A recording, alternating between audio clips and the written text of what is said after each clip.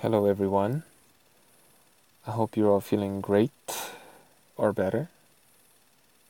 What we have here before you is a boxing scene article from Wednesday, November 7th, 2012, entitled, quote, Guillermo Rigondeaux approved Francisco. HBO did not, unquote. Let's read a little bit. By Rigo. According to multiple sources who were involved in the negotiations, WBA Super Bantamweight champion Guillermo Rigondeaux approved all of the opponents that were presented by Top Rank. In an earlier article, the management of Filipino contender Drian Francisco were claiming that Rigondeaux turned them down in favor of Thailand's rugged former belt holder Punsawat Kratingdaejim. However, that is not the case. At least not according to Rigo. So, as you can see, Drian Francisco was on the short list of potential Guillermo Rigondeaux opponents back in 2012. And he was upset that Guillermo Rigondeaux had chosen Punsawat instead. He was upset. He wanted to fight Guillermo Rigondeaux, right? Now, I don't know if you guys remember what had happened, but Punsawat Kratingdaejim was disqualified from competing against Guillermo Rigondeaux because he didn't pass his medical. Now, then Raphael was first on the scene, as he often is, with the scoop, breaking the news, and what he said at the time was that Kratingdaejim had come down with a case of HIV. And obviously that disqualified him from competing. As we found out later, Punsawat didn't have HIV, but blah, blah, blah, blah, blah. Long story short. Then Raphael, he's not always on top of things. Let's just leave it at that. But anyway, why am I bringing this up? Well, because Drian Francisco, who, as you saw, gave Guillermo Rigondeaux all kinds of trouble and actually factually beat him 5 years later or so, not quite, was upset because he wanted to fight Guillermo Rigondeaux back in the day when he was still in his prime and, you know, former interim WBA champion at super flyweight, could no longer make the weight, stepped up 2 weight divisions to super bantamweight, and I think had amassed a string of 3 or 4 stoppage wins, right? And had a pretty high knockout percentage, and was clamoring for a chance to fight Guillermo Rigondeaux, right?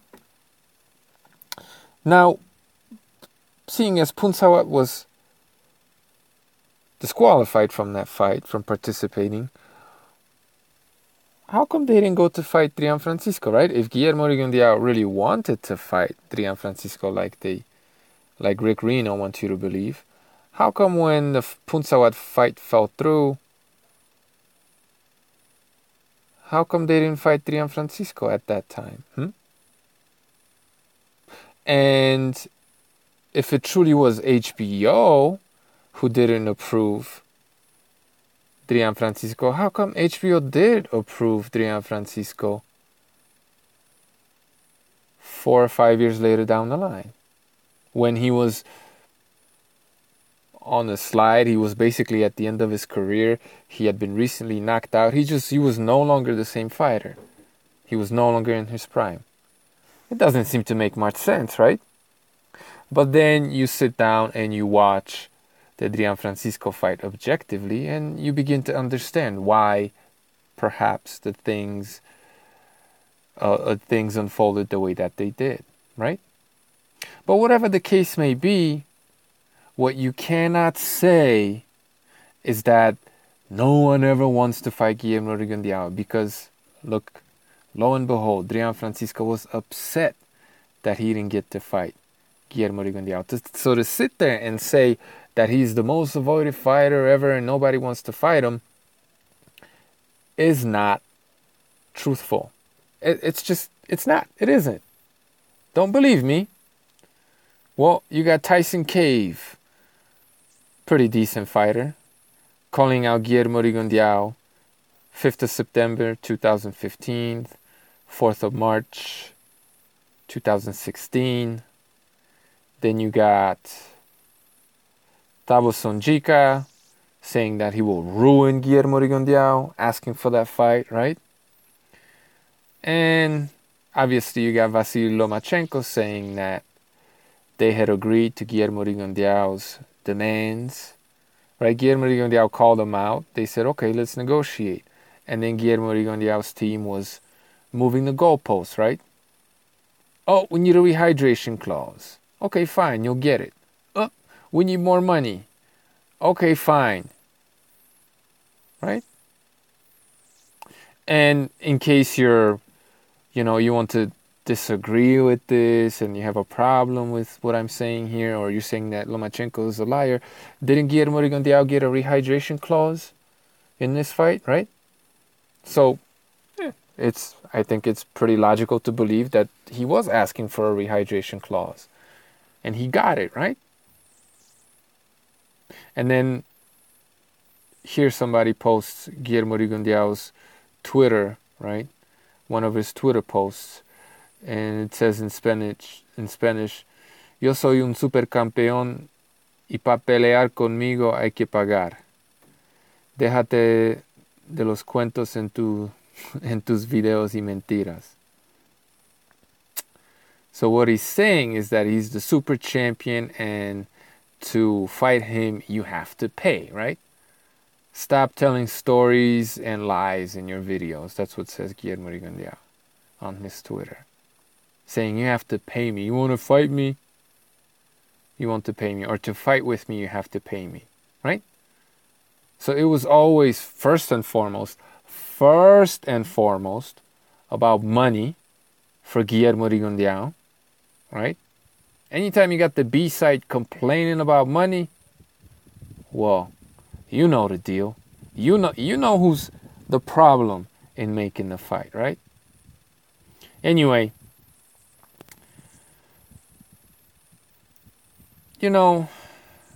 I found this Drian Francisco story very interesting, especially in light of the fact that Francisco proved to be a very difficult fight. Shot Francisco, coming off a knockout loss, Francisco, and a couple more losses in general. Knockout loss to a nobody. Seeing as he proved to be a difficult fight when he was no longer in his prime, maybe you could begin to understand why Team Rigondeaux did not fight Drian Francisco when he was in his prime, okay? Why didn't they have him step in when the Punsawat fight fell through? Why didn't they just have him step in? Why? If they wanted to fight him. And you can't tell me that HBO didn't approve him, which is what it says later on. Punsawat was preferred, and Francisco wasn't approved by the HBO. Which is funny, seeing as he did end up fighting him on HBO. Anyway, when I was breaking down the Drian Francisco fight, quite a few people got upset and, asked me about the masterpiece of Guillermo Rigondeaux. Why am I not talking about his masterpiece, and that being his victory over Nonito Donaire? So, even though I was going to do this anyway, I figured I'd take this opportunity to talk about that fight. Now, we've been foreshadowing every single opponent of Guillermo Rigondeaux up until this point, so let's not stray away from the pattern. Let's not violate our own standards, and let's talk about Nonito Donaire. Now, Nonito at that time was considered a top 10 pound-for-pound fighter by just about anybody. Some people had him top 5. I think HBO I'm not sure about Ring Magazine, but Max Kellerman and some other people had him as top 3, right? So he was a top 3, top 5, definitely top 10 pound for pound fighter. Going into this fight, as you can maybe deduce from the footage here, his wife was pregnant. And, you know, look, I'm not making excuses. I'm foreshadowing everything so that we're clear on what's about to happen. And Nonito Donaire basically began to questioning his boxing career right around this stage. And maybe that was fear of Guillermo Rigondeaux, I don't know. Or just being disillusioned with having to fight him. Maybe he just didn't want to fight him. So he began questioning his role as a boxer. He seems to have lost a lot of motivation. And, you know, he didn't have a proper training camp. Robert Garcia was training him over the phone from LA with Nonito living in the Bay Area, right? NorCal. These are facts, okay?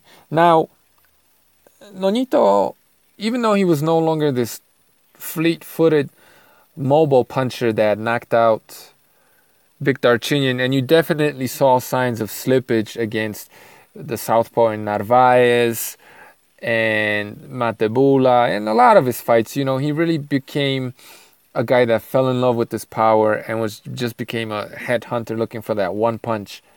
A flat-footed, plodding, kind of a come-forward guy, right? No longer a mobile Keith Thurman kind of a puncher, but more of a predictable, barging straight through the front door kind of a knockout puncher. Because, you know, but it worked for him. Even though there were signs of slippage and a lot of people were questioning Nonito's quality, he had amassed an impressive string of victories, and he deserved to be considered definitely top 10, maybe even top 5 pound for pound fighter in the world. He was the fighter of the year. You know, he was very hyped, and a victory over Nonito Donaire was definitely, if you were going to beat Nonito, this was probably the best moment to do that, right? To get the most amount of credit. So I'm not trying to take credit away from Guillermo Rigondeaux. I'm just trying to be honest about who Nonito really was, right? So on paper, Nonito was top 5, top 3 pound for pound fighter in the world. But the signs of slippage were already there. And he was no longer the same guy that knocked out Victor Darchinyan, right? He wasn't that guy anymore. But going into the fight, I think he was a 2-1 favorite over Rigondeaux. And, you know, not too many people expected Guillermo Rigondeaux to win. A lot of people were rooting for him, but, you know, they weren't too sure. Now, Rigondeaux, what am I trying to say? Had stated, and his fanboys have run with it, that Nonito was 142, 145. He was in the low 40s, 140s on fight night, as far as his weight, obviously, right? And maybe that's true, but if that is true, that means he had an incredible weight cut and was physically depleted, right? See, this is what a lot of people don't seem to understand. You know, when you sit there and brag about how much bigger these guys are than Guillermo Rigondeaux, and you're throwing out these numbers out there, you know, if you're telling me that he had to lose, 20 plus pounds and rehydrated 20 plus pounds overnight, he wasn't at his best, is what you're saying. You're saying that, right? Am I saying that? No, I'm saying I'm putting your feet to the fire, if that is what you're saying. You understand?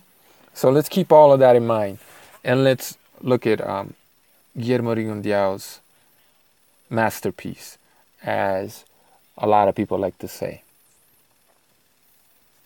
Oh, another thing I wanted to mention to foreshadow this fight. You know, after the fight, there was this narrative. First of all, Bob Arum was supposedly protecting Nonito, right, from Guillermo Rigondeaux. But if that's the case, why did the fight happen, right? If he was protecting him, it's not like they waited out Guillermo Rigondeaux, right? He fought him in his prime. So how was he protecting him? How does that make any sense? It doesn't make any sense. And there was this idea that Nonito was Bob Arum's cash cow and huge star, and he was bringing in all this money for Bob Arum, and Guillermo Rigondeaux beating Nonito upset Bob Arum, right? Now, Bob Arum had a co-promotional contract with Guillermo Rigondeaux, so he had rights to Guillermo Rigondeaux, which is why he put him in the ring with Nonito Donaire, because no matter what, this was an in-house fight, and he had the winner, right? Now, obviously, later on, Guillermo Rigondeaux left Top Rank, even though he kept fighting on Top Rank cards. I don't know what that's all about. And he's going to get his biggest payday from Bob Arum. But, you know, what a lot of these people who paint these fictitious stories, what they don't mention is that Nonito Donaire was actually looking to betray Bob Arum and go sign with Oscar de la Hoya, Al Heyman, let's be real. You know, there were rumors of him being offered a suitcase full of cash. He was seen taking photos at Golden Boy shows, working as a photographer. He was seen fraternizing with Golden Boy people, and he tried to get out of his contract with Bob Arum. So, you know, it's not clear or obvious that Bob Arum had all this love for Nonito, who tried to go behind his back and sign with Al Heyman, Golden Boy at the time. And again, you know, no matter what, Bob Arum was going to get the winner out of this fight. So, and he had stated, someone just revealed this recently. I forget who it was, but they were talking about this. And he said that he was talking to Bob Arum back in the day before this fight happened. And Bob Arum had stated that nobody's going to beat Guillermo Rigondeaux, right? So this is what Bob Arum said. And when a reporter in the build-up to this fight asked Bob Arum, he insinuated that basically Nonito was going to beat Guillermo Rigondeaux. Bob Arum got upset and said, well, how do you know that? We don't know who's going to win. He got upset and attacked the reporter, saying that, what are you talking about, right? So right then and there, you know that Bob Arum believed that Guillermo Rigondeaux was going to beat Nonito. He believed that going into this fight, and he still made the fight, okay? So stop with the bullshit narratives and, you know, tell the truth. Here we go. So, I hate this. Anyway, look, what you see right away is, well, does Nonito seem to have a 20-pound weight advantage over Guillermo? Does he? You want to say 5, 7, maybe even 10? Sure, no problem. But let's not over-exaggerate. And keep in mind that Nonito, even though he's physically bigger, he was the one stepping up in weight. He started at a lower weight class, and he looked his most impressive at lower weight classes. But anyway, what do you see right away? Well, Nonito Donaire is giving up his height advantage, right? Look at him. Look how wide his feet are, wide apart, and how he's bending his knees. Moreover, and this is a result of giving up your height advantage, Guillermo Rigondeaux's lead hand is over and above Nonito Donaire's lead hand, right? How is he going to establish his jab if he gives up his height and allows Rigondeaux's lead hand to dominate his own, right? But anyway, let's continue. Now you see a little bit of checking there from Nonito, but it's not very secure. He doesn't seem to know what he's doing there. And again, Guillermo's jab is dominating, right? He's Nonito, or maybe more accurately, Nonito is submitting his own jab, right? Giving up his height and keeping his lead hand low, more importantly, below Guillermo Rigondeaux's. Did you see that? Look at how Guillermo tries to smack that jab down, right? Look at it again. Right? He's trying to smack it down so he could come over the top of it with the left or the right. And Nonito doesn't seem to realize what's going on because he's still, even though he stands up tall here and there, taller, for large stretches of the fight, he is, you know, making himself shorter. He's giving up his height advantage, and he's definitely he's submitting his lead hand, right? But check this out. Rigondeaux is going to do his patented lunge, right? Opens himself right up. Well, his glove is protecting him a little bit. Not very well. And Nonito just whizzes by his head with that counter left hook, right? So he sees the opening. The openings are there.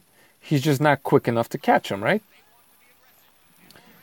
Nonito gets aggressive, starts swinging big punches, doesn't land anything clean. He's grazing Rigondeaux, right? Maybe with that body punch, gets grazed there, kind of grazes him there, and then gets rocked back with Guillermo Rigondeaux's left hand. So what happened there, right? Look at it in slow motion. So what's happening there? Both guys are opening themselves up pretty wide and swinging these big, powerful punches, right? They're punching at each other. Guillermo Rigondeaux is faster, he's quicker, and he gets to the target because of that, right? But both guys, you can say, are just swinging for the fences, right? Opening themselves up and just going rock'em sock'em, right? That's what's happening. Rock'em sock'em robots. Oh, what's happening with my video? Here we go. Now, right? Jim Lampley, who's supposedly such a hater of Guillermo Rigondeaux, and HBO are supposedly against him in this fight, calls this a left hand over the top by Rigondeaux, right? Even though the Nonito had his glove in the way and the punch didn't land, right? Look at it again.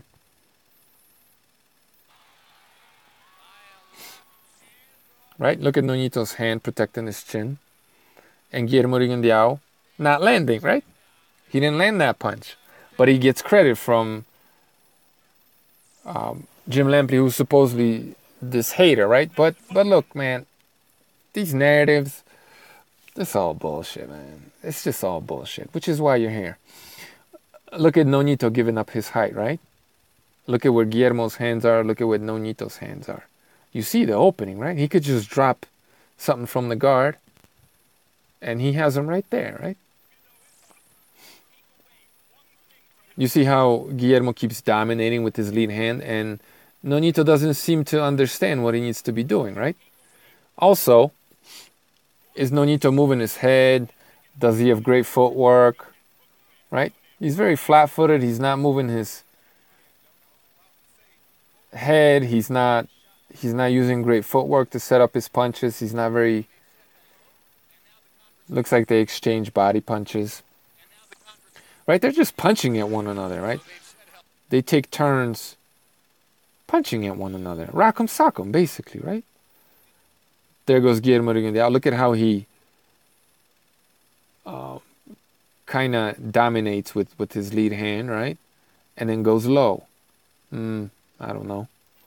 It goes to the body, right? I'm not saying that punch was low. It might have strayed low, but it was on target.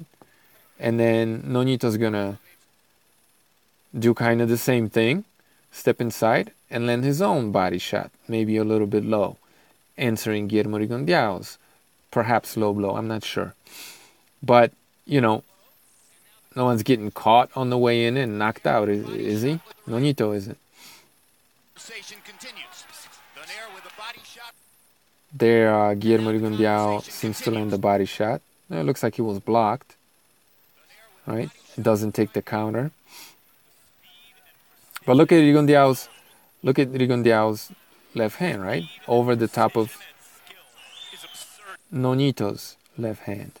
Nonito lands a right hand, just stands right in front of him, and drops a right hand right from the guard, right? He doesn't wind it up. He's not punching. He's just boxing a little bit, right?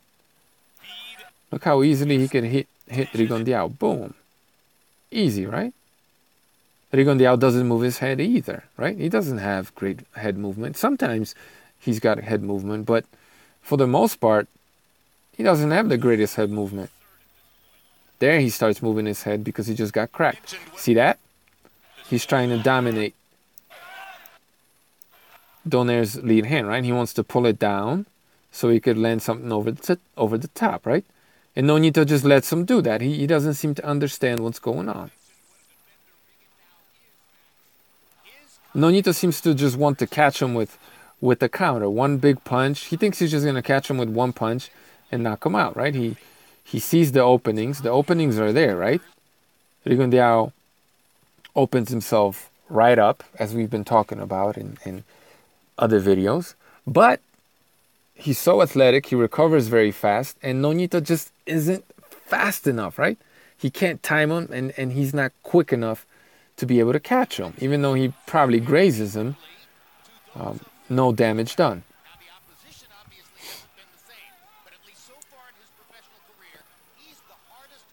Look at Nonito, like, you know, because a lot of people are using this fight to say what's going to happen to Lomachenko, and that's fine. But look at how Nonito, if that's what you're going to do, look at how he compares to Lomachenko. He basically, now he's moving a little bit, but for long stretches he's just standing in front of Rigondeaux, not moving his head, not doing really anything. Right? He just wants to catch Rigondeaux with the counter. But he's not quick enough to be able to do that. Right? Rigondeaux, I don't know where he lands that punch, but he's landing on Nonito. He's not knocking him out, right? He's not killing him. He's not breaking his jaw. He's not doing any of that. And he almost gets countered. Maybe he got a little bit grazed right there. Right? I didn't hear anything there. He didn't land. Right? Didn't land at all, that punch. And Jim Lampley, who's such a racist hater, supposedly, according to these diluted narratives, gives him credit for another left hand, right? Didn't land anything. So that was plain to see that didn't land, and you couldn't hear it. So this sort of narrative that HBO wanted Nonito to win is just not checking out, is it? Why are they talking up? This is the first round, and they're talking up Guillermo Rigondeaux when he's not landing, right? I'm not saying he's losing, but they're talking him up like he's doing better than he is.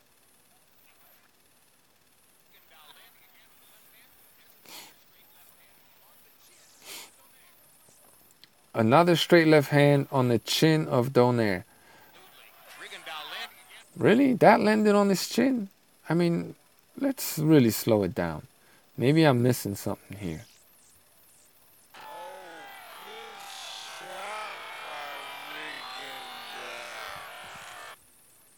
Sorry guys, this player is not cooperating with me. Here we go.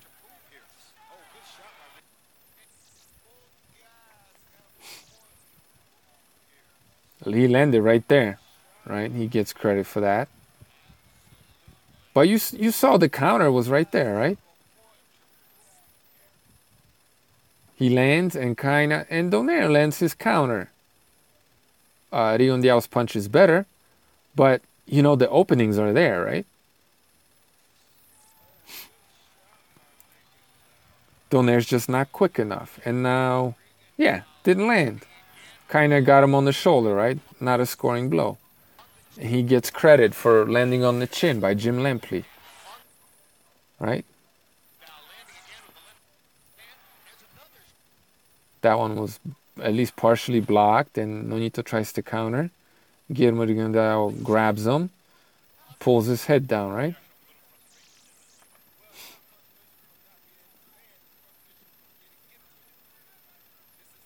Look at Nonito's lead hand. It's not really He's just willingly submitting it. There.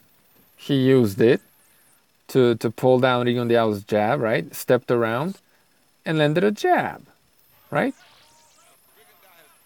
Not a great punch, and Rigondeaux reacted to it. Tried to do it again. Maybe kind of got him with another jab a little bit. Nothing really scoring or anything, but boom.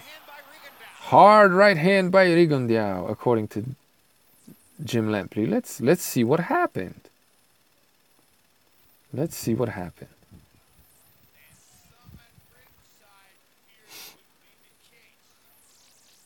Rigondeaux jumps in with the left hand swing. Sorry, right hand swing. Right? Hits Nonito on the neck, behind the head, with the wrist, open glove, right? That's not a scoring blow, and that's not an opinion. And Nonito makes impact with his own left hand. Look at it again. You can't... Nonito's left hand sounds so much harder, or it makes a lot more noise, right? That's not a legal blow. It just isn't. And Nonito turns his over and lands, maybe grazing, I don't know, but it makes impact, and you hear it, right? And Rigondeaux gets credit for landing a hard right hand when Nonito's the only one scoring in that instance, from this hater, Jim Lampley, who is part of this crew that supposedly wants Nonito to win. I think Donaire was set up, but that's just my opinion. I think he was set up. The whole thing about the trainer and him trying to leave Top Rank, I think he was set up to lose this fight. But what happened after that, right? Here's what we've been talking about. Oh, and Nonito lands a right hand in there.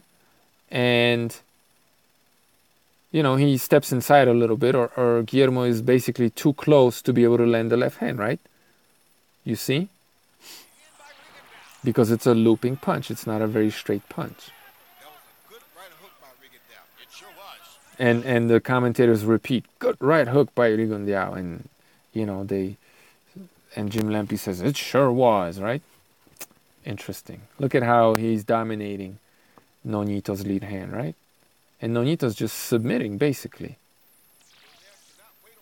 There, he established some dominance, Nonito, right? Right there. Didn't quite pull it down, but lands a right hand right on Rigondeaux's face, right? Little right hand. He didn't telegraph that punch. See, what Nonito does that's different from Rigondeaux is that when he does throw the rear hand, he doesn't cock it back. He just drops it straight down the pipe, right? And lands. And all this so-called pity-patter punching by Lomachenko, well, Lomachenko throws that kind of punch a lot, straight from the guard, right? Which is why they're not as powerful, but they're accurate, precise, and they're very quick.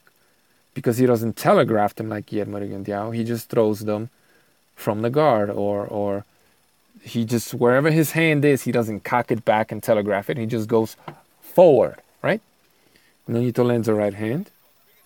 Doesn't get credit by the commentators. They don't say anything, right? Nonito lands a right hand, they don't say shit. Lands a jab to the body. They're talking about Rigondeaux. Have ended fights with one shot, with either hand. And both of them are trying to end this one with one shot. Donaire showing a little Now Donaire is trying to swat down Rigondeaux's jab, you see? But it's, I don't know, it's just not, it's like he doesn't really know what he's doing. Lands a right hand to the body, right?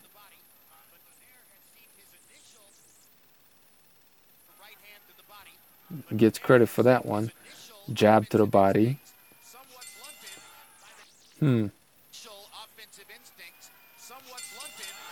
Looks like Rigondeaux gets him with the right hand swing, right?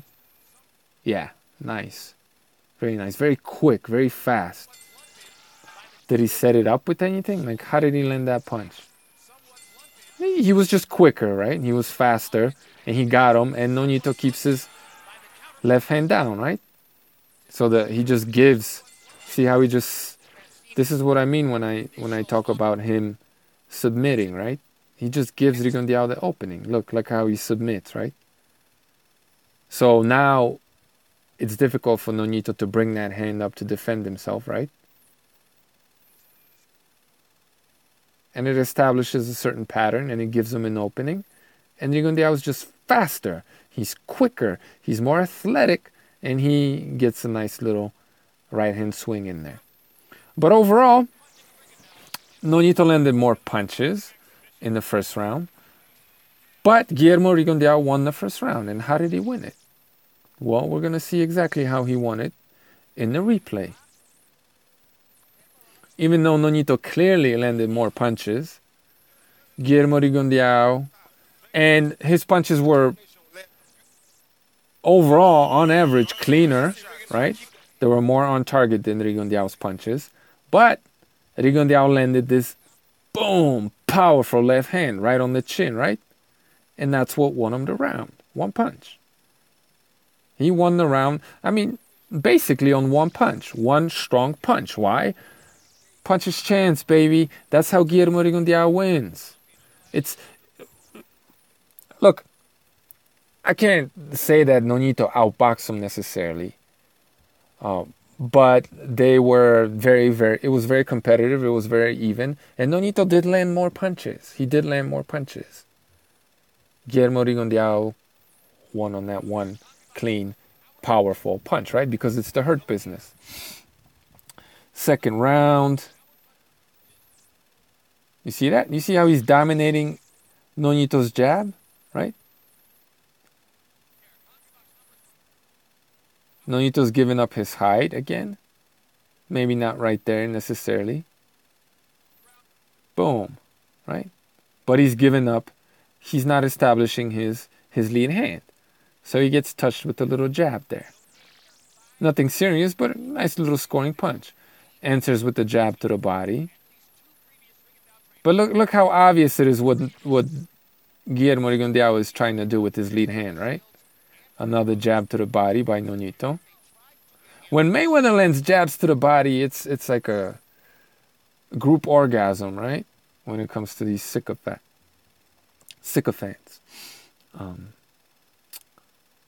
Now, I'm not saying Nonito should be getting all this credit for a little jab to the body, but it's there, right? There, Nonito starts to get a little proactive, starts moving his head a little bit, changing giving Rigondeaux different looks and different angles, touches him to the body with the little right hand, right? And I'm not sure if that lands on the glove or on the body. It makes impact.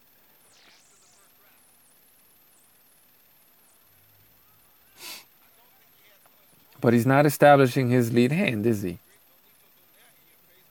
Look how he just gives up his height and almost gets cracked, right? Because he just lines himself up for Rigondeaux's straight left hand, right? Doesn't get hit, but he's just giving it to him.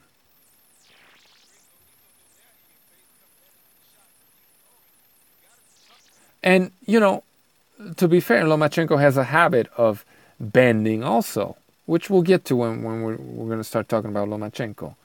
But this is, we're looking at Rigondeaux now mostly.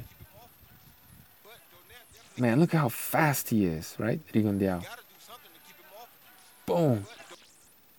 Like, he didn't really set that punch up with anything great. Just a little measuring jab, something he always does. But he's just so quick, right?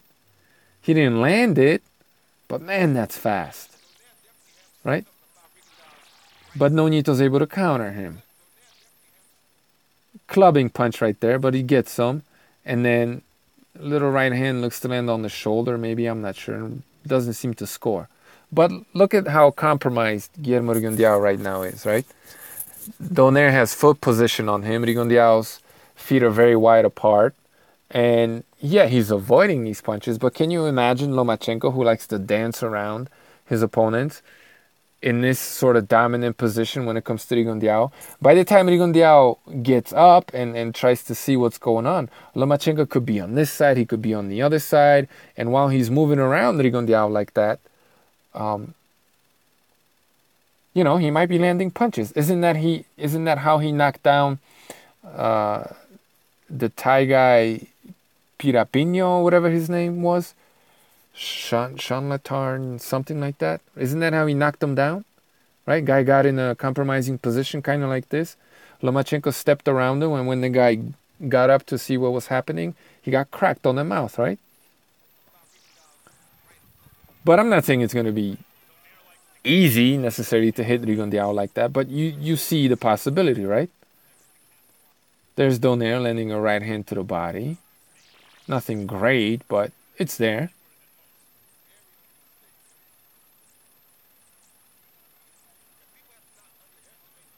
But, Donaire got a little more proactive, started moving his head, giving him angles, and just throwing punches, right? And even though he's not landing any monster shots, he's so far outboxing him right here, right? And Rigondeaux is running away a little bit, right? Confidence. Lands a right hand to the body again. Nonito's outboxing him a little bit, right? Look at Nonito's lead hand. I'm not sure how conscious this is, but it's over the top of Rigondeaux's hand now, right? He's technically in a dominant position with his lead hand, but he's not really using it to like grab Rigondeaux's hand right there, push it down, and drop the right hand, right? He's not really doing that, is he? Gets touched a little bit with the jab, Nonito does. But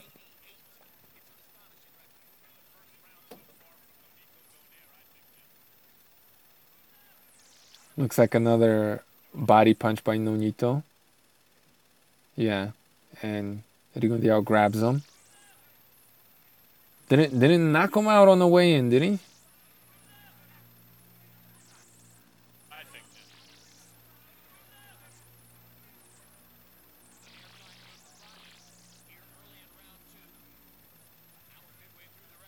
But you see Nonito moving a little bit more animated now, right? But look at how flat-footed he is. Look at his feet here. How his back foot seems to be like stuck in a bucket, right?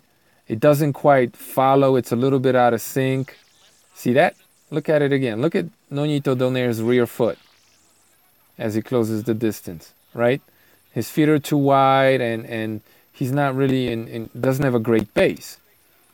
Rigondeaux seems to land left hand to the body.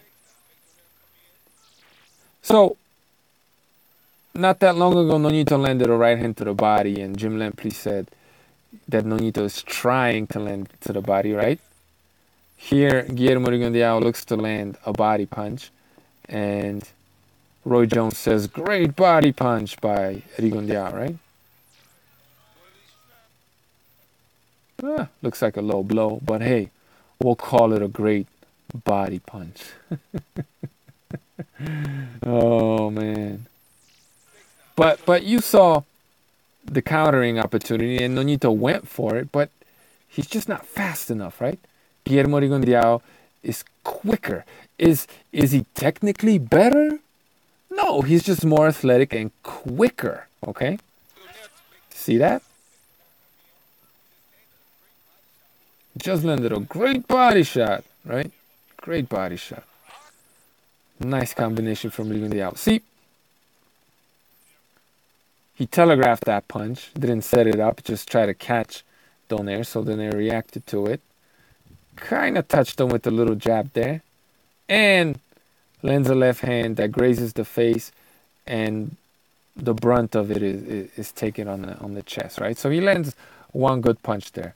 But what I wanted you to notice is that Rigondeaux is using his right hand a lot better than usually, right? That was a hard right hand, even though it didn't land flush. That was a pretty hard right hand, right? And there's Rigondeaux again. looking to maybe repeat a similar combination, right? Look at Rigondeaux's control with the right hand, right? Oh my goodness! But at the same time, look at how wide open he is. Hand. Wide open, right? And there he goes again. Wide open. Now, if you have fast feet and quick reflexes and you're not scared and you just close the distance right there with a left hand or right hand or whatever, right? Chin up in the air, wide open, right?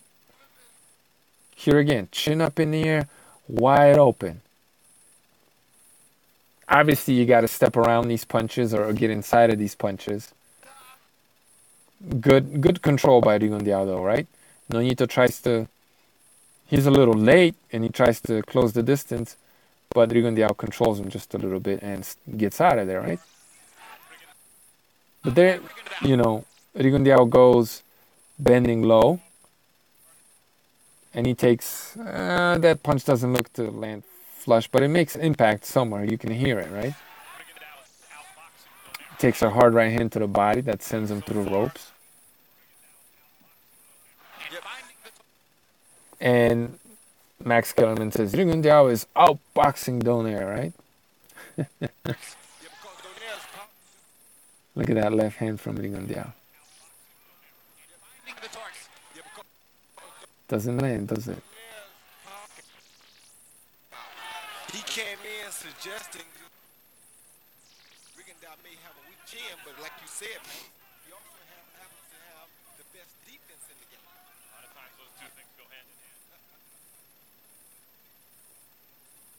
Pretty entertaining boxing match so far. Punching match, if you will. Right hand by Donaire to the body. Right hand to the body has been very successful for Nonito, right? Boom. Another right hand to the body. And something we've been talking about, right? If you commit to your shots and you land them hard, and even though Nonito opens himself wide open, right? And his feet are wide apart, because he landed that punch and he is somewhat defensively responsible. He displaces Rigondeaux just a little bit, which allows him to escape, right? And he doesn't get hit. Sounded like they exchanged jabs right there. I don't know. Can't really see anything.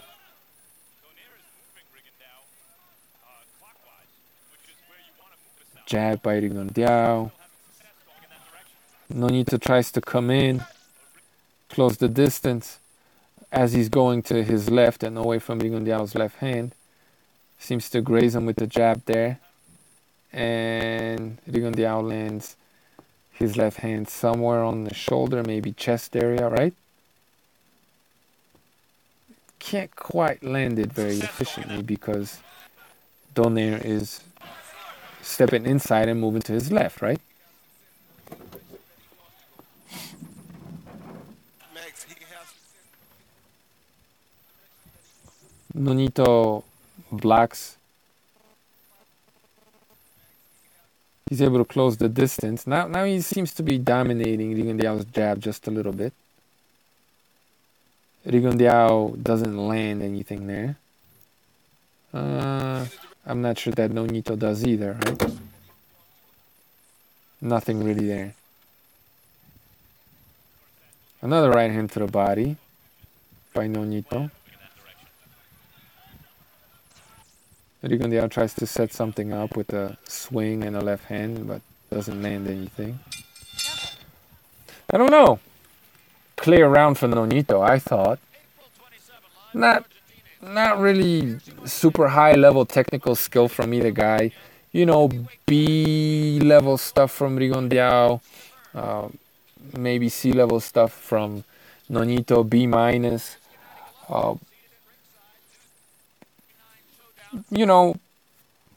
Decent boxing match. Nothing,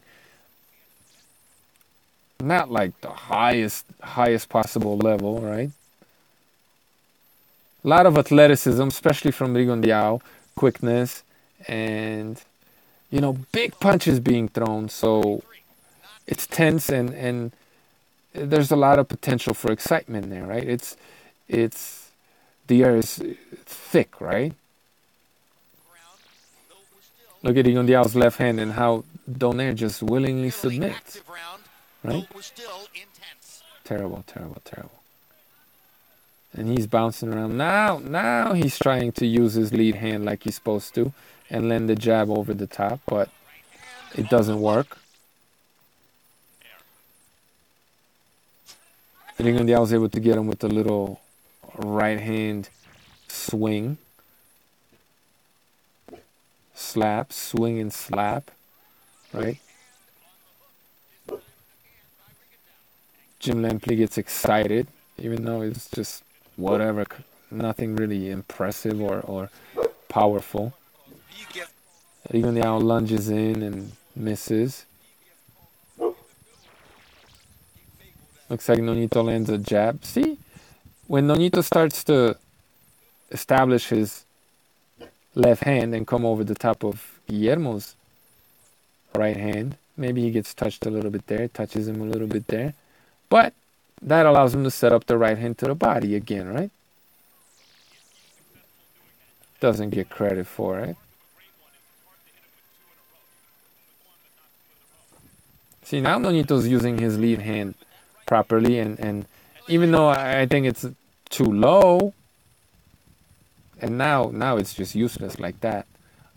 But he is using his height now, even though not really, not fully, but he's standing up a little taller. Seems to get countered with a little left hand from Rigondeaux. He's just giving them all these openings, right? Just doesn't have great defense, Nonito. Takes a jab. Ah. Looked like a headbutt. Yeah, little right hand. Not sure if it lands on the shoulder or whatever, but it doesn't destroy Nonito, right? It doesn't bust him up. It's not.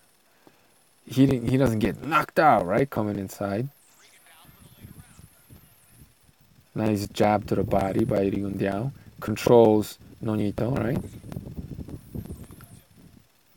And they clash heads. But you see that left hand of Rigondeaux that sails right past him, right? Just close the distance, and it's likely to sail right past you. Look, they clash heads. Not really anyone's fault.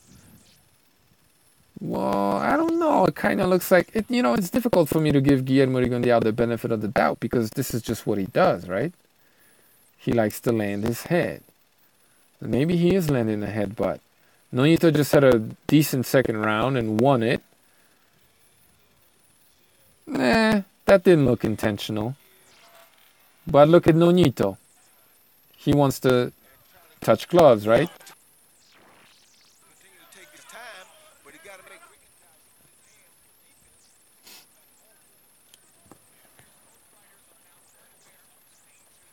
Look at Nonito starting giving Rigondeaux some foot movement. Sounds like he lands a jab somewhere. Can't see it, but it sounds like it lands and it shifts Rigondeaux back, sends him back, right?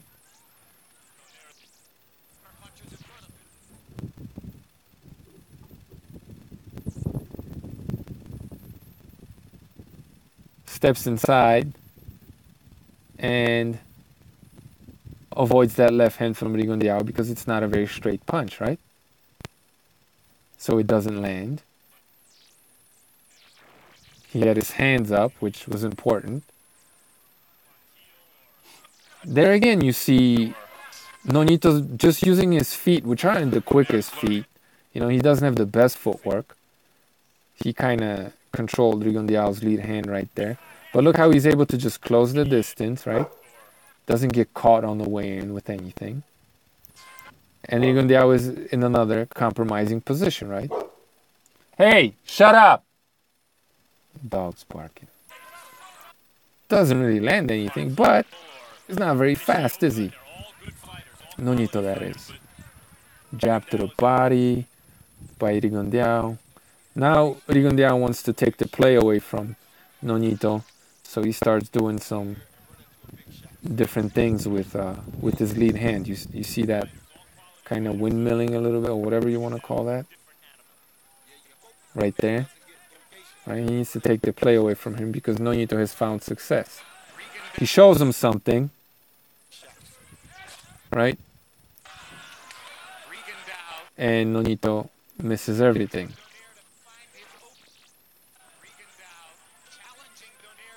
Looks like a jab to the body, right? Just swings for the fences with the left hand, but it's predictable.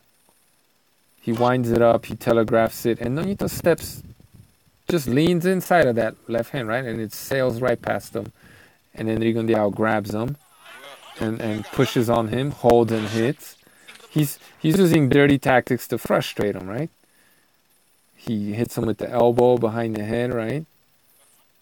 Holds him down and hits him, holding and hitting. Gets credit for an uppercut inside, which is really just holding and hitting.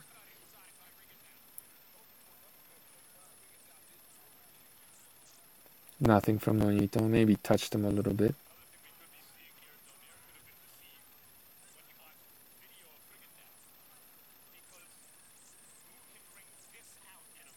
But it's very close and competitive. Rigondeaux doesn't land anything there because he's not really setting up these punches. He's just throwing them for the sake of throwing them. Something he does a lot, right? He tries to punch through you. Hits the guard. And gets credit from Jim Lampley, who says 2 left hands from Rigondeaux, right? Because they want Rigo to win. They don't want Nonito to win. They want Rigo to win.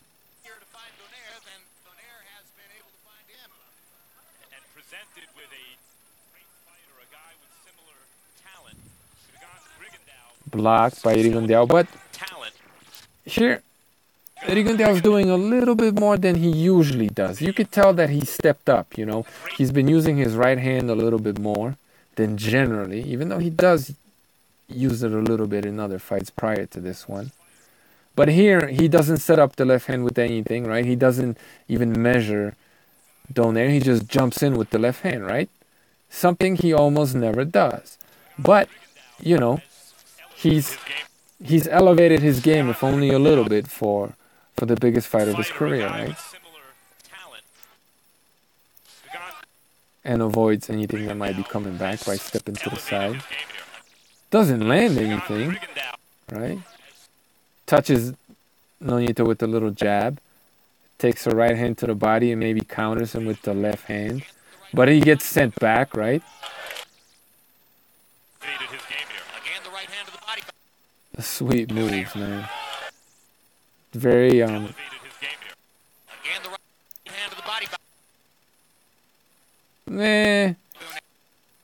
it's not a good punch. It's a whatever kind of a punch that seems to be partially blocked, but you know, it's frustrating Nonito. It looks good to the judges, right? He's not turning it over. The glove is, you know, kind of in the way. Nonito wants to counter him, right? But he's clowning him a little bit, right? He's clowning Nonito. He's just faster. He's quicker. He's more athletic. He's got more in his repertoire too, right? It's got, you know, he's taking Donaire to school a bit here in these first three rounds so far. Boom. So here again, right? You see the same sort of thing.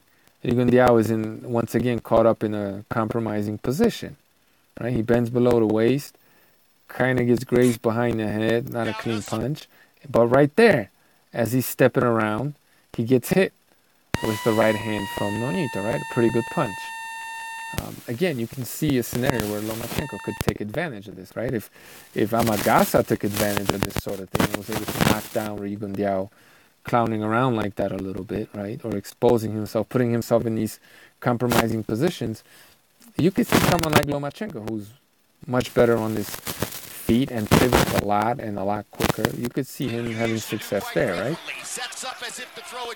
And then Nonito lands a nice right hand, right? Just steps in and goes boom.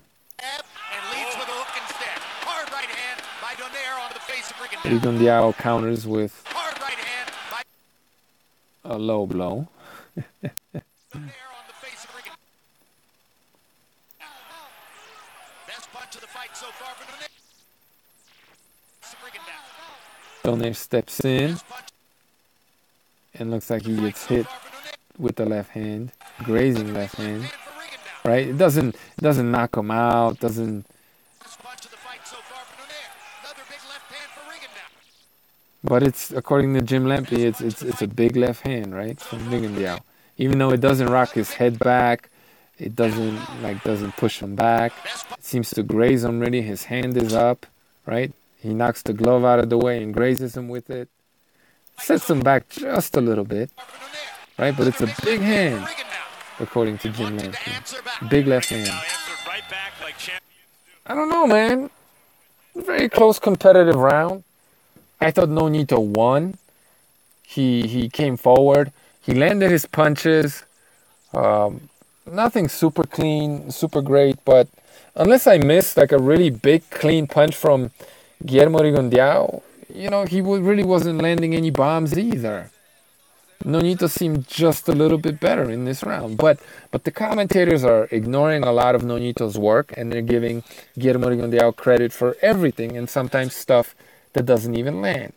Let's see, maybe we could get a replay with some action from this third round, I believe it was. No replay because there really wasn't anything there, right? But you could see Nonito winning 2 rounds, maybe 1 round, right? It's a very close competitive fight. Where's this like masterpiece and amazing domination and all this other stuff? Jab to the body by Nonito. So far more accurate Rigondeaux. Harold, how do you have it through 3? Okay, so I tell you something. Rigondeaux doesn't land anything. I got a 3-0, 30-27 Guillermo Rigondeaux. See, Nonito, now he's doing the right thing. He's not very assertive necessarily. He should have really pulled that hand down. But I guess he just wants to set up the left hook. Right? Doesn't land. Gets an elbow in the face. And Benji Estevez warns Rigondeaux for his elbow. Right? Rigondeaux sets off a nice combination as he's moving back. Doesn't land anything except that jab, right? That's a nice little jab right there as he's going back. Boom. Look at this. The guy throws 4 or 5 punches, and Donaire doesn't throw one. I mean, Nonito Donaire. And look at Donaire again, apologizing, right? Donaire submitted to Guillermo Rigondeaux. He fought like, pardon the expression, a bitch. Why is he tapping gloves and apologizing and doing? He's mentally submitting. And credit to Rigondeaux because, maybe when he cracked him, probably what happened is when he cracked him in that first round with that hard left hand, he took Nonito's soul away. He took he neutered him a little bit. You know what I mean? But even if that's the case, Nonito doesn't need to be showing and submitting and letting Rigondeaux know that he's affected mentally, right? So much of how Guillermo Rigondeaux wins has to do, and you could say that about a lot of fights, but so much of him winning has to do with it. So much of it is very much mental, right? It's not necessarily this like amazing technical skill, even though he does have good technique and he is skillful. It's the punching power, and he looks to take a little left hook right there. But it's it's confidence and mental domination, psychological warfare. But look, Rigondeaux is running away now for some reason. As Nonito lands a jab to the body, gets it swatted away a little bit. Right? Nonito's closing the distance on him, and Guillermo Rigondeaux's left hand sails right past, right? Because you just close the distance on this guy, and that's what happens. Looks like they exchange same kind of punch. I don't know, hard to say. It's just that Rigondeaux is all that in everything his Nonito's definitely frustrated, right? Because he's having a very hard time hitting Rigondeaux cleanly. It's just slippery and elusive. I don't think he lands anything there. Not anything clean there. Nothing there. Rigondeaux just gets out of there, right?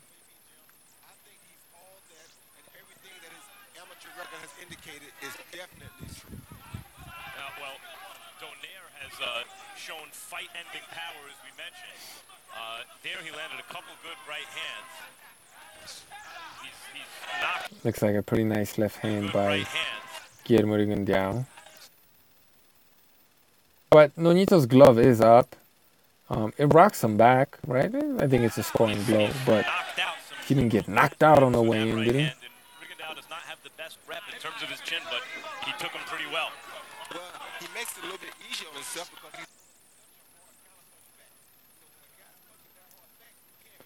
Look at Nonito, man. He's basically just a zombie standing right in front of him. A lot of the times his hands are down. hard back. You can't quite commit to it as much as those. Lands a nice little right hand. He just walks into range, right? He just walks into range and Rigondeaux doesn't do anything. He rolls that punch and backs away from it, but he gets hit by it. It makes impact. In previous fights. I think what's most stunning for a lot of ringsiders to see. And he starts to run away, right? Because he just got hit. We see this often. But he manages to stop and catch Nonito right there. Looks like he catches him with the little... Quite often, Donaire Right, he caught him on the way in. Didn't kill him. Didn't put him in a coma. Didn't knock him out, did he? His skills are a little sharper so far, and that's one of the reasons, Jim. He was only You see that? See how Nonito used his lead hand to bring down and that's one of the Guillermo reasons, Jim. Rigondeaux's lead hand and grazed him with the hook He was only a 2 to and got touched with the same kind of so punch, far, and that's one of the reasons, Jim. right? Boom, grazed. Rigondeaux's punch is better. Only a 2-1 underdog, in spite of only having 11. Looks to graze him again. And then lands a pretty solid jab. And takes one back, maybe.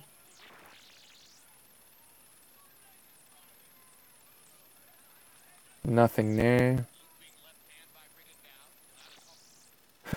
Jim Lampley says, looping left hand by Rigondeaux. Not as hard, he says, but it didn't land. Right? Look at it. Here we go. It didn't land.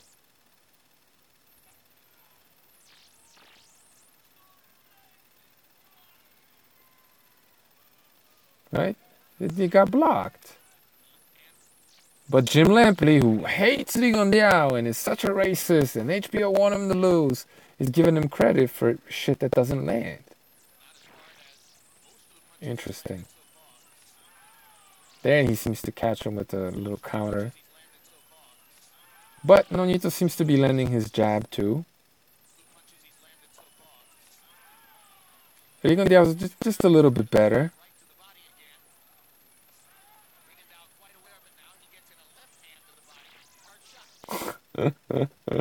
So he gets credit from Jim Lampley for a left hand to the body right there, right? Let's see.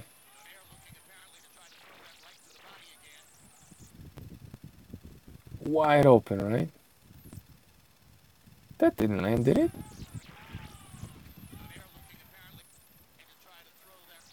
Let's see. Slow motion. Looked like he got the elbow and the glove mostly, right? He gets credit for Jim Lampley for hard right hand, left hand to the body, right?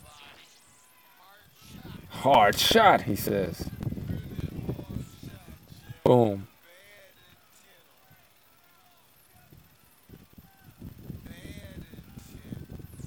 Really hard shot, says Roy Jones Jr. He says, really hard shot with bad intent. Bad intent, right? They're completely hyping up Guillermo Rigondeaux's work. they're just swinging off his nuts, man. Even though he doesn't land shit. Well, I mean, don't get me wrong, he is landing punches, but sometimes he doesn't land anything, and he's getting all this credit from this HBO team that hates him.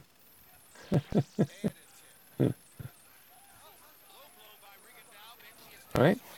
Now Rigondeaux's frustrated because he can't land anything. So he low blows. But look at this. Rigondeaux blatantly low blows him. Whoa, look at his cup pickup. Boom. It's just what he does, right?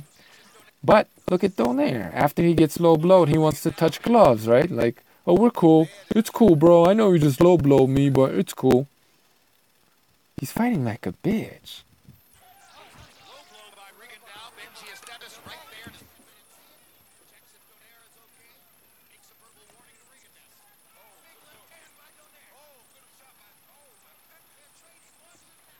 Nice action right there, right? So Guillermo Rigondeaux goes to swing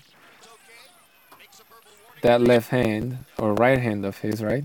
Not a scoring blow, doesn't land with the knuckles, right? And then gets hit back. And if you listen to this, Nonito's punch sounds a lot harder. Sends Rigondeaux back, right? Takes a jab, Rigondeaux. Counters with a nice left hand. Even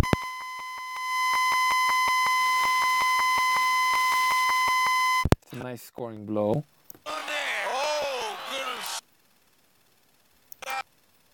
Low blow by Rigondeaux. Counter grazing left hook by Nonito. A low blow and a headbutt by Rigondeaux, right?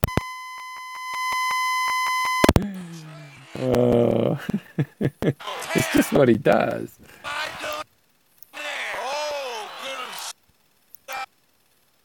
Right? Low blow. Oh, vicious headbutt and low blow by Guillermo Rigondeaux. And then he shoves his elbow and he grabs Nonito right after he headbutts him. Grabs a hold of him and laces him, right? Laces him with the wrist. Nonito's pissed. Nice left hand by Rigondeaux right there. He's frustrating Nonito with dirty tactics, right? Nice left hand and gets away from the counter. Nonito sees these openings. He's just not quick enough. So, very close competitive round.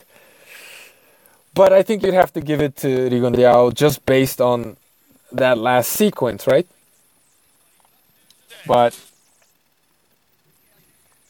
it's close. It's competitive.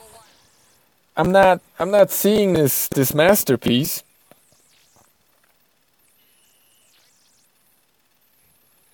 Right? Look at that. This is Rigondeaux's right hand. Sometimes it's good, but for the most part it's this. Right? That is not a scoring blow. That is not an opinion. And look at Donaire's, right? Knuckles. Boom. Right? Sends him back. I don't know. It was a very close round, man. Very close round. Could have gone either way. Benji Estevez says, give me a clean fight in Spanish. So you know who he's talking to. Well, both languages, actually. English and Spanish. Harold Letterman has not given a round to Nonito, huh? When you can make a case for 2, maybe even 3 rounds for Nonito. Maybe 3 is a stretch, but it's a close competitive fight, right? But he's just going Rigondeaux all the way, right? Because they hate him.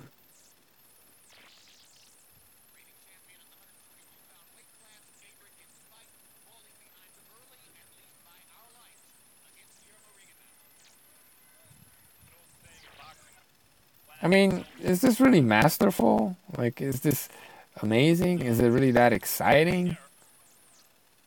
It's like B-level boxing, man. It's lots of athleticism, punching power, You know, it's Rigondeaux's dangerous, but so is Nonito, right? So it's tense.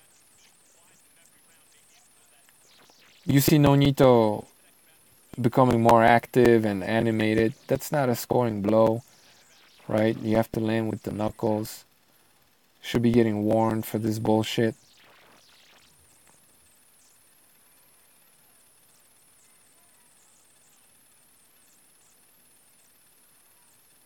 Boom. That was nice movement. He stopped and dropped, right? But it's a scoring blow. But it was blocked also. He got through partially, right? It looked nice. But look at this. Rigondeaux or Donaire is undeterred, and he's pressing the attack. And Nonito and Rigondeaux wants to do this, right? He's getting frustrated himself, but he knows exactly how to frustrate Nonito, right? With dirty tactics.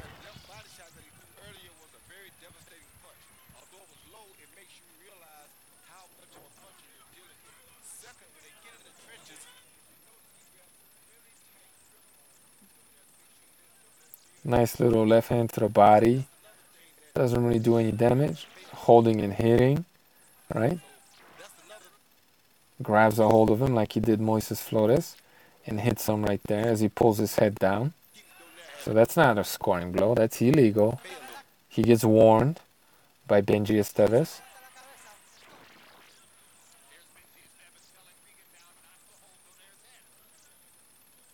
Right? Rigondeaux, he's losing his confidence. But he wants to flip the script on Nonito and frustrate him because he himself is frustrated, right? Hits him behind the head with another slap. Not a scoring blow. Takes a jab, doesn't answer. Tries to. Maybe touches him with the jab. The left hand is blocked. It's nice foot movement. It's fast hands. But not really effective, right? It's very ineffective aggression, right? He's aggressive, but it's ineffective aggression. Not to say that Nonito's very effective either, you know what I mean? But, whoa, what was that? I haven't seen this quite before. Shoulder. Hits him on the jaw with the shoulder. Good job. And then follows with something.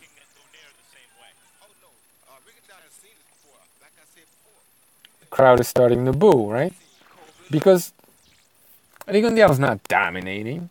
He's not kicking his ass. Here and there, he lands a good punch.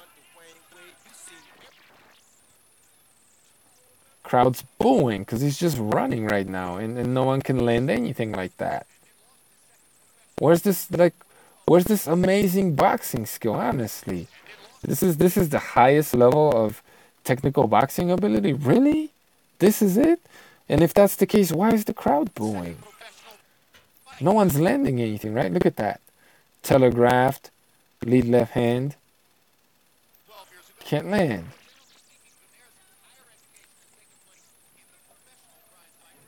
Nice foot movement. Running. Just running. Crowd's really pissed off now, right? Little jab to the body. Sweet foot movement by Rigondeaux, right? Doesn't land anything. Gets him with a little right hand there. Misses that. Sweet foot movement.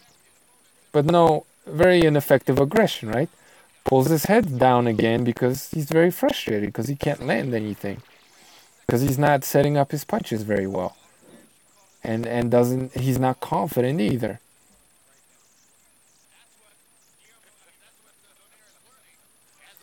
Grabs hold of him again. Oof. Did you see that? Nonito blocks that punch and counters him with the left hook, right? Boom.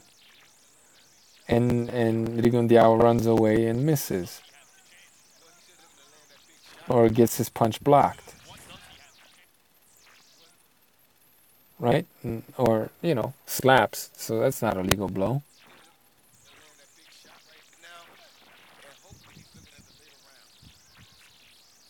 Looks to take a couple little punches. Nothing really to brag about. But, another very close, competitive round. Like, it's very difficult. Very difficult to split them, right? He's not dominating. He's not schooling him. He looks flashy. He looks good. He's very athletic. But his punches are very ineffective. Lots of ineffective aggression in that round, right? The crowd is upset, booing. Both guys are frustrated.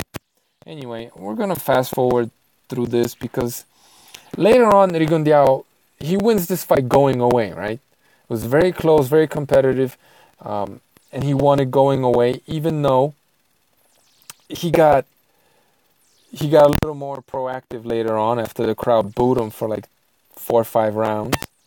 And,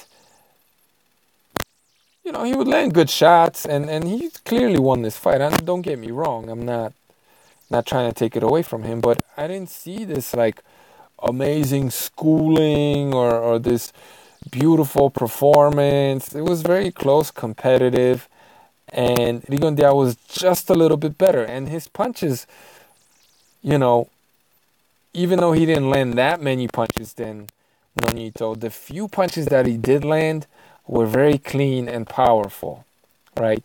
And that's how he won a lot of the rounds. But here he gets knocked down, and I just want to quickly look at how that happened, right? So again, Rigondeaux they're giving him every single round, right? Because they want Nonito to win. There are rounds where you could give Nonito in this fight, right? The judges had this a very close fight, or close fight. One judge had it very close, the other judges had it close, right? Harold Letterman didn't give him a single round. HBO set him up to lose, man. Anyway, that's my opinion. They weren't against Rigondeaux. That's just nonsense. That is just nonsense. But anyway, Rigondeaux got a little proactive and landed some punches, frustrated Donaire, and Donaire just stepped on the gas, right? I started taking more chances. Closed the distance. They flipped around, awkward action, and knocked him down, right? Nonito was the stronger guy in this instance, kind of manhandled him a little bit, right? Boom. You could see a situation like that with Lomachenko, who's naturally bigger than Nonito, stronger. If he gets inside, Rigondeaux's in trouble, man. Or should I say, when he gets inside.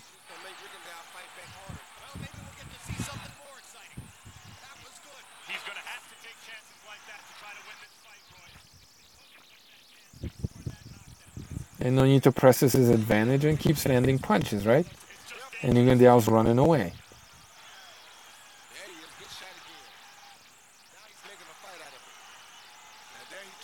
Fighting back, but he's getting clocked, isn't he? Again, he puts himself in that compromising position, but Nonito's just swinging for the fences.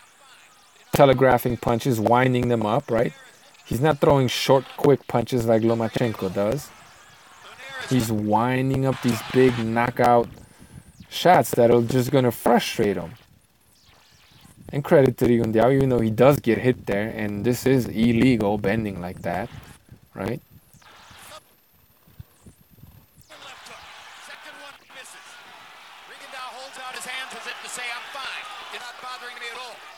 Anyway, I think it's in the 12th round. See that right hand by Nonito? Boom, right? Like, the openings are there.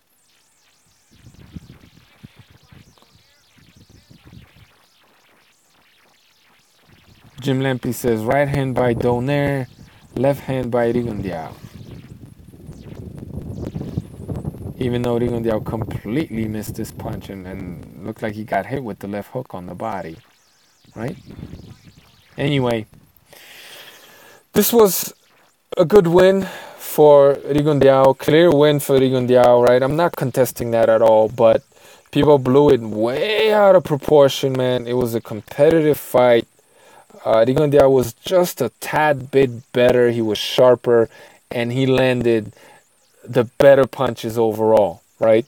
But how do you call something a masterpiece that's very close and competitive, and you get knocked down, and you run away, and the crowd isn't happy for long stretches of the fight? How is that a masterpiece?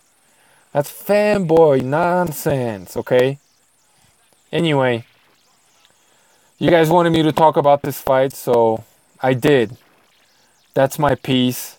You know, it was a good win for Guillermo Rigondeaux, and I think he deserved to be put on the pound for pound list. That was a beautiful left hand right there, right? He had like very few very impressive moments, and that's it. He didn't dominate. He didn't do this or that. It was a close competitive fight, and very good victory for him. Surprised a lot of people. Deserved to be put on the pound for pound list. Beat, one of the best fighters in the world who was on a hot streak. Blah blah blah. All this and that. Um, Still, the narratives were bullshit. He just took a big right hand right there, Rigondeaux. The narratives about Rigondeaux being set up to lose and fighting the system and all this other yada yada yada. That was all nonsense. Okay, it doesn't make any sense. Everything, most of what you hear about Rigondeaux from the fanboys, is just, man, pure unadulterated bullshit, right? But that's my video, man. Hour and a half. It is what it is. I'm out.